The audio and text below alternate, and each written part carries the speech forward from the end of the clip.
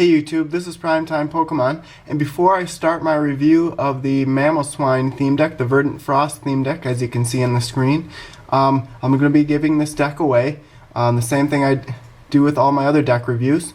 And before I get too far into this video, I did post a booster pack giveaway yesterday, and you basically have to do the same thing for this deck as you did yesterday to win the packs. What you have to do is you have to subscribe to my channel, then favorite this video, you can like it as well, but favorite, and then follow me on my blog. And more details will be in the underbar below. And once you do those three things, or four, it's your choice. I definitely prefer the four, but definitely do the favorite, follow, and subscribe. In the comment section of this video, post your follower name, and then just say something like "enter me," or "I've done all three things," that type of thing. You only can enter once. You can post other comments on the video, just not your entry comments, and then I'll use a random number generator a few weeks from now, probably a week after I do the pack opening giveaway, and then I'll announce the winner with that random number generator. So good luck everyone, and enjoy me reviewing the Verdant Frost theme deck. Today I have to review a Heart Gold Soul Silver Triumphant theme deck. This one has Mamoswine on the front, and it's called Verdant Frost. It is a grass and water type theme deck. I'll read the strategy on the back. It says, send shivers down your opponent's spine and spread the damage around with Mamoswine's chilling snowstorm attack. Then let your foes know they've been given the cold shoulder and cause panic to take root as Kricketune sows confusion before delivering its mighty Fury Cutter attack. And if it looks like you've been cut down to size, support comes from the Black Belt Trainer card, which causes hefty bonus damage. Can the Verdant Frost theme deck make the grass greener on your side? So as always, I'll review all the cards in this deck, and here's the deck list here. As you can see, there's 9 each of the grass and water energy, and then Pokemon and trainers and supporters. And I will be giving away this deck once I get done reviewing it, so make sure you stay tuned throughout the rest of the video. I'll tell you how to win this deck. It does come with a bonus booster pack, but I took this out. I'll be opening that in a later video. But if you do win this theme deck, you'll get everything that I'm showing you now. You'll get the cards, the damage counters, burn marker and poison marker, the playing mat, the Palkia coin, as you can see, and then the cards in here. And if you're not sure how to play the Pokemon trading card game, I do have a series of videos out on YouTube showing you how to play the Pokemon trading card game. So I'll get started with the review. Make sure I have all the cards out. So like I was saying, there's 9 each of water and grass energy. I'll count those off. So 1, 2, 3, 4, 5, 6, 7, 8, and 9 water energy. There should be 9 more grass energy. There's 3, 4, 5, 6, 7, 8, and 9. Now we'll start looking at the trainers. Trainers can be used as many times as you want per turn, so you could play more than one trainer card. This trainer is called Energy Exchanger, and there's 2 of these in the deck. Now what this does is it lets you choose an energy card from your hand, you show it to your opponent, and then you put it on top of your deck, and then you search your deck for another energy card. So you'd want to do this when, let's say you have a water type Pokemon as your active Pokemon, and you only have grass energy in your hand. You might want to take a grass energy from your hand, put it on top of your deck, and search your deck for a water type energy and put it out, attach it to your active Pokemon. So there's 2 of those. Those are especially useful, like I said, in dual type decks. We have a Pokemon Communication. We have 2 of those in this deck. And this is the same thing as the Energy Exchanger. Basically, you choose one Pokemon in your hand, you show it to your opponent and put it on top of your deck, and then you search your deck for a Pokemon, show it to your opponent, and put it into your hand. So this way you can switch out either evolution cards in your hand for basic Pokemon if you're low on basic Pokemon, or if you have a basic Pokemon out that has an evolution in this deck, you can put a basic Pokemon card from your hand on top of your deck and then search for that evolution card. There's only one Pokeball trainer in this deck, and it just lets you flip a coin. If heads, search your deck for a Pokemon, show it to your opponent, and put it into your hand. So this only has a 50-50 chance of actually being able to use this card. So that's why I'm glad there's only one of these in this deck, because I usually don't go with something that isn't 100% sure of being able to use it. Next, we're on to the supporter cards, and supporter cards can only be used once per turn, as it says in this little paragraph right here. But we have 2 Professor Oak's New Theory, I believe. Yep. And this just lets you shuffle your hand into your deck and then draw 6 new cards.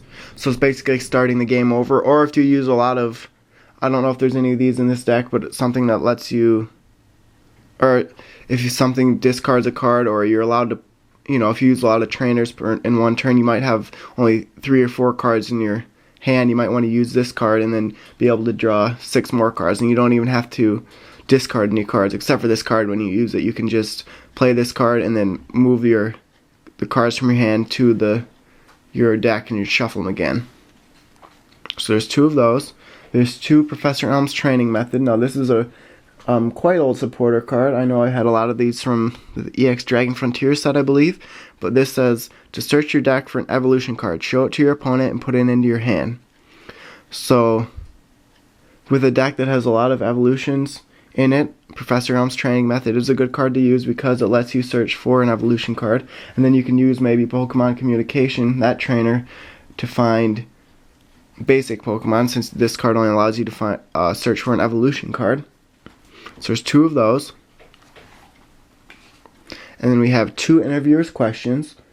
I know this supporter's been in a couple of decks I've reviewed before, but it lets you look at the top 8 cards of your deck, choose as many energy cards as you like, show them to your opponent, and put them into your hand. So it is good that we have both Professor Elms Training Method and Professor Elms Training Method, and that we have a Pokemon Communication and Pokeball. They're all Pokemon related trainers and supporters, whereas this one only lets you get energies. And the one thing that I do like about this card is that it lets you look at the top 8 cards in the deck, and then you don't have to discard any of them. The ones that aren't energy cards, you can just put right back in your deck. So there's 2 of those. And then the supporter, the back of the deck was talking about, when it talked about hefty bonus damage, was Black Belt supporter. And there's 2 of these in this deck, and it says you may use this card only if you have more prize cards left than your opponent. So this means that you're losing in the game. It says during this turn, each of your active Pokemon's attacks does 40 more damage to your opponent's Pokemon. So this is very important to use, especially if you have Pokemon a little lower, with lower amounts of damage for attacks. A Black Belt would be a good card to use. Plus, if you get behind like that, it would be another thing to use. That'd be really good.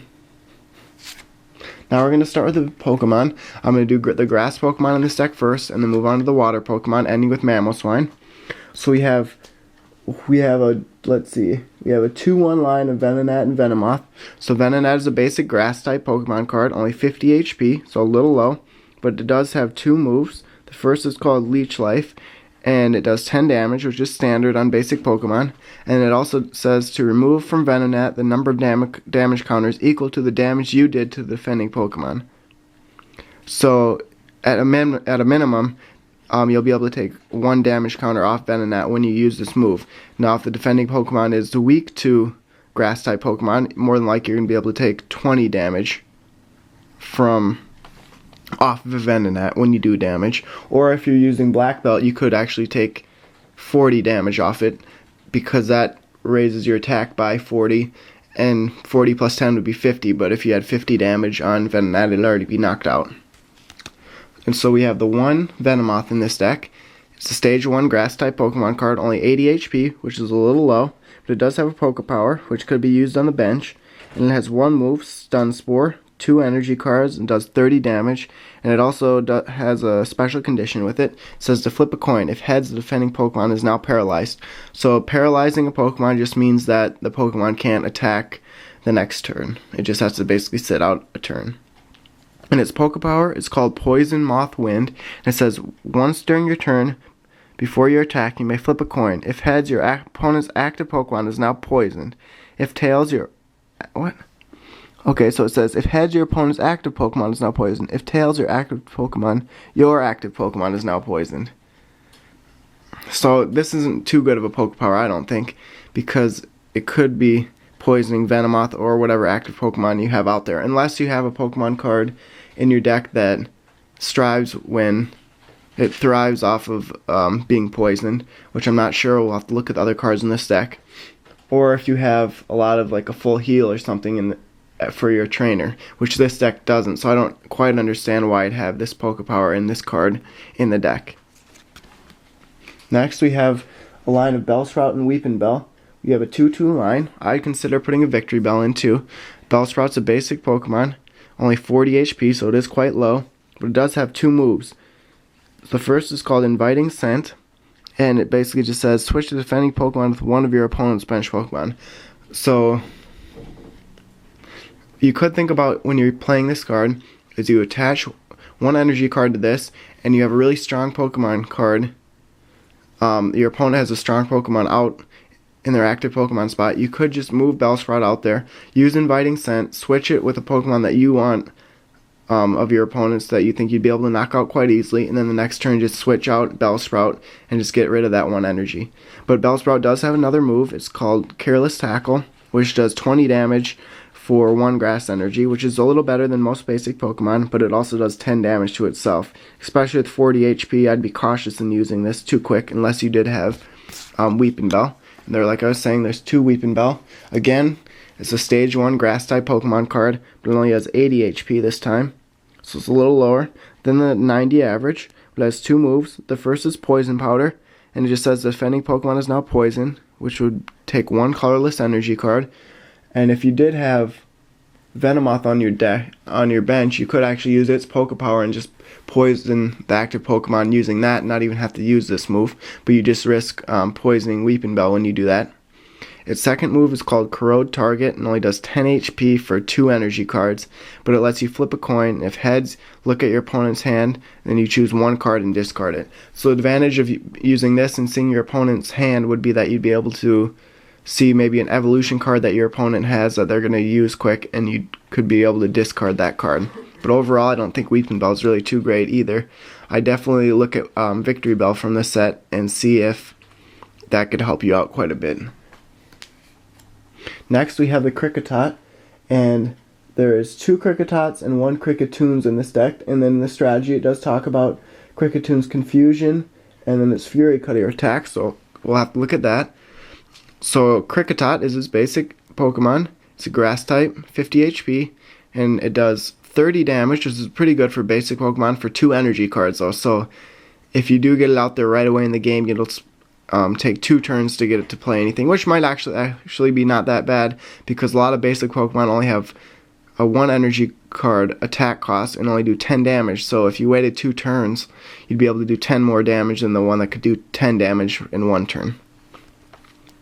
And then Kricketot's evolution, it's called Kricketoon, grass type, 80 HP, so going along with the theme of stage 1s having 80 HP, it does have the 2 moves, and let's see, oh, it must just talk about, yep, Confusion with Entrancing Melody, and then the Fury Cutter is its big attack. So look at Entrancing Melody first. It takes 2 energy cards. It says it's flip a coin. If heads, the defending Pokemon is now confused. Plus it does 30 damage, which is about average for 2 energy cards. And if a defending Pokemon is confused, they have to flip a coin before they attack. And if it's tails, they have to put 3 damage counters on their Pokemon that's trying to attack. And if it's heads, the confusion's lifted off that Pokemon. They can attack like normal.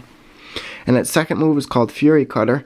It takes 3 energy cards, which is quite a bit for a stage 1 Pokemon card with only 80 HP. But it says to flip 3 coins. If one of them is heads, this attack does 20 damage plus 20 more damage. If two of them are heads, this attack does 20 damage plus 40 more damage. If all of them are heads, this attack does 20 damage plus 100 more damage. So it could be a good move if you're lucky enough to get 3 heads in a row, which would be about a 12.5% chance, which isn't very good, but it would do 120 damage. You have a 25% chance of getting 60 damage, which is the average for 3 energy cards. So once again, this one really isn't that great, but sort of running with the theme of the rest of them. Not anything too special, just average grass type Pokemon cards. So now we're going to look at Yanma. There's a 2-2 line of Yanma and Yanmega. Yanma, 50 HP again, so same as all the other basic Pokemon we've looked at so far. Grass type, and it has a Pokebody. First card to have a Pokebody in this deck, and then one move, Dive, that does a standard 20 damage for 2 energy cards. Its Pokebody is called Free Flight, and this is always in play. It's never, you never have to call on it like a Pokepower. So Pokebody, it says if Yanma has no energy attached to it, Yanma's retreat cost is 0. So the only time I could be using this Pokebody would be when at the beginning of the game, say you get a Yanma out there to play right away, and you don't want to spend 2 turns to just get 20 damage to do 20 damage, and you maybe have a basic Pokemon on your bench, and then you have an evolution card in your hand you can evolve the next turn. You can just not attach any energy cards to Yanma and attach Yanma for free. Retreat Yanma for free. And then there's 2 Yanmegas. It actually has average HP, so good HP for a Stage 1 Pokemon card, 90 HP. It has 2 moves. The first is called Shoot Through, which does 20 damage for 1 grass energy, and also does 10 damage to one of your opponent's bench Pokemon. So this is a type of a spread damage Pokemon card. And the second move is called U-Turn, which does 50 damage, which is a little lower than the average for 3 energy cards, and it also allows you to switch Yanmega with one of your bench Pokemon. So both Yanma and Yanmega basically have free retreat costs you can use either way. So you could bring it in there quick to do some damage. It does 50 damage, which is quite a bit, but I would probably use it use Yanmega for a shoot through and just do 20 damage to the active Pokemon and then do 10 damage to one of their bench Pokemon. Now we're going to move to the water type Pokemon in this deck. First we have a Tentacruel. There are 2 Tentacruel and 2 Tentacruel in this deck. So water, basic Pokemon, 60 HP. Just has the standard 1 energy for 10 damage, but it also makes the defending Pokemon unable to retreat during their next turn. So there's 2 of those. And there's 2 Tentacruel, which again has 90 HP, Stage 1 Pokemon card, and has 2 moves. The first move does 20 damage for 1 water energy card, and it says if Tentacruel evolved from Tentacruel during this turn, the defending Pokemon is now paralyzed and poisoned. So basically the defending Pokemon can't attack you the next turn, and they get damage added to it every turn. So I would definitely, if I was going to use Tentacruel, I'd wait and move Tentacruel out into your active Pokemon spot and then evolve Tentacruel into Tentacruel. So you could use Tenta-Evolve's little extra move down here where you paralyze and poison it. And its second move is called Hyper Beam. 3 energy cards, which are all colorless, so you can attach grass energy cards to them. It does 50 damage. And also lets you flip a coin. If heads, discard an energy card attached to the defending Pokemon. I wish this would have just been the straight 60 for 3 energy cards, but it does make up for it a little bit if you can discard one of the defending Pokemon's energy cards, and then they might be unable to attack the next turn. The next water Pokemon in this deck is a Psyduck, and it looks like there's 2 Psyduck and 1 Golduck. Psyduck, 60 HP, water type.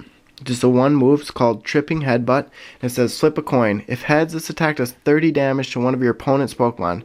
If tails, this attack does 30 damage to one of your Pokemon. So it's basically a 50-50 move again. I wish it wasn't, but since it is a basic Pokemon, that's the way the cards are made. I could see using this card with the other card, what card was that? It was another card that did 10 damage to one of your opponent's bench Pokemon. What card was that now? It was Yanmega's Shoot Through move. So you could use Shoot Through and do 10 damage to one of your opponent's bench Pokemon. Then you could use this move and do 30 damage. Now if you were facing something like a Bellsprout on your opponent's bench, you can knock that out with a 30 and a 10 because it only does have 40 HP. So there's 2 Psyducks, and then you can evolve it into Golduck, 90 HP. So it looks like the water Pokemon have a 90 HP usually for a Stage 1, and the grass have an 80. It does have a Pokebody, I'll read that second, and it has 1 move, 2 energy cards it takes, and it does 30 damage plus 10 more damage for each water energy attached to all of your Pokemon. So this is actually a pretty good card, I think, because you can use this with Black Belt and do a lot of damage, because if you put if you have another Psyduck on your bench, or you have Tentacruel on your bench, and you put the 3 energy cards on needed for Hyper Beam on Tentacruel, you have 3 energy cards attached to Tentacruel, and then you have 2 on here, so that'd just be 60 damage for only 2 energy cards. And then any other grass Pokemon that maybe you have a water energy attached to, that does 10 more damage as well. And if you use Black Belt, if you're losing, that does 40 damage right there. So if you just use Black Belt with Powerful Splash and don't have any other water energy in play, it still does 70 damage. So that's a pretty good move. And then I take a look at Natural Remedies. It's Pokebody.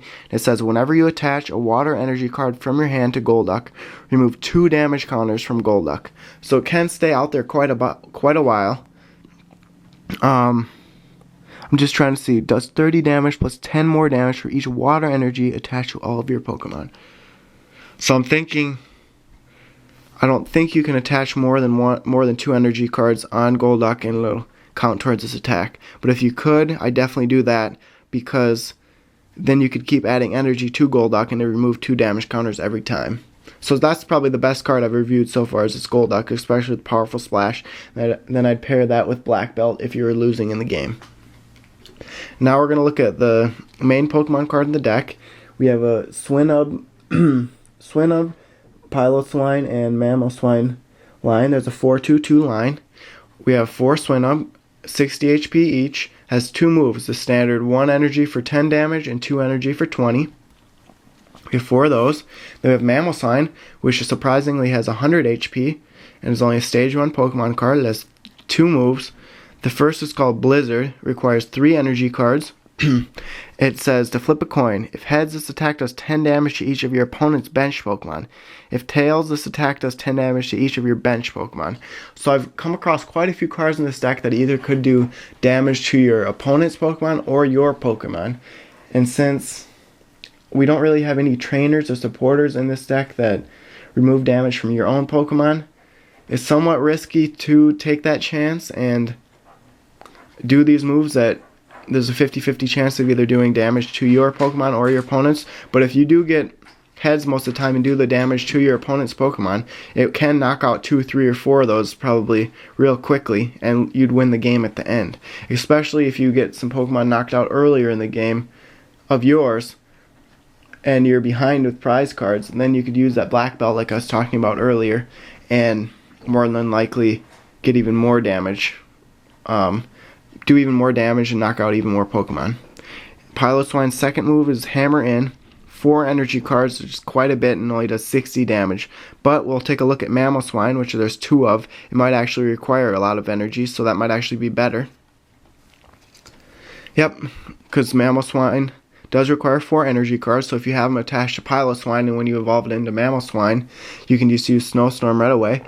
But its first move is called Icy Wind. 3 energy cards, and it says the defending Pokemon is now asleep, plus it does the 40 damage. So when a Pokemon is asleep, they always have to flip a coin before they attack, and if it's tails, they stay asleep and can't attack. It has 140 HP, which is pretty good for a Stage 2 Pokemon card. And its second move is called Snowstorm. 4 energy cards, and it does 70 damage. It says does 20 damage to each of your opponent's bench Pokemon.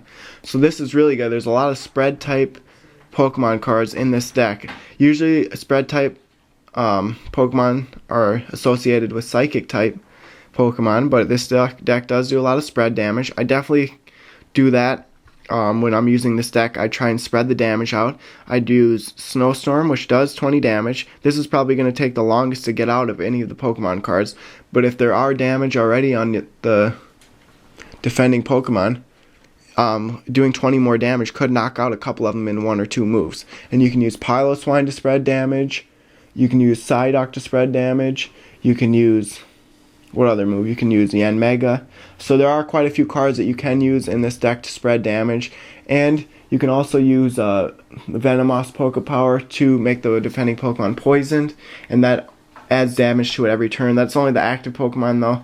I wish you could do special conditions of bench Pokemon, but when you do retreat Pokemon to your bench, special conditions are removed. But this is a pretty good deck overall. Nothing real spectacular move-wise. Snowstorm is pretty good, but you're going to have to use probably Energy Exchanger and Interviewer's Questions to get a lot of energy, so you can attach energy cards each turn. I wish there was something in this deck that allowed you to attach more than one energy card per turn, but it doesn't look like there's anything. But like I was saying, I think this deck's really made around not being very good right away, and then towards the end of the game you can have all these cards out that do spread damage, and you can use Golduck. If you have a lot of Pokemon on your deck that have water energy on them, you can use Powerful Splash and it can do a lot more damage. It can do maybe 70 damage for only 2 energy cards, plus if you use Black Belt with it, if you're losing, it can do maybe 110 damage per turn, so that's probably a one Pokemon that's knocked out right there by 110 damage. And then you can, at the end, I'd probably use Snowstorm, and hopefully you have your opponent's bench Pokemon all have some damage on it, so you can use Snowstorm maybe 2 turns and do 40 damage to all their bench Pokemon. And if they have, say, 10 or 20 damage, that'll knock out most basic Pokemon. And you could be able to knock out, like I was saying, 1, 2, 3, a handful of Pokemon at once. That's the object of spread damage type decks, is to slowly knock out, groups of Pokemon at the same time. So you might be losing early on with this deck, but if you pair it with Black Belt and use all the moves that do the spread damage, in the end, you have a good chance of winning with this deck. So like I was saying earlier, this isn't the kind of deck that I like to use because it doesn't really have any big, powerful hitters that can really dominate anything. But if you play your cards right and you do the spread damage, you definitely have a chance to win at the end. So I hope you like this review of the deck. So good luck to everyone. I hope you enjoy these card reviews. I do have the Nidoking deck to review. So I hope you enjoy all the reviews and everything that I've been doing on YouTube. I really appreciate you watching, and good luck on winning this deck, and stay tuned for more videos. Thank you.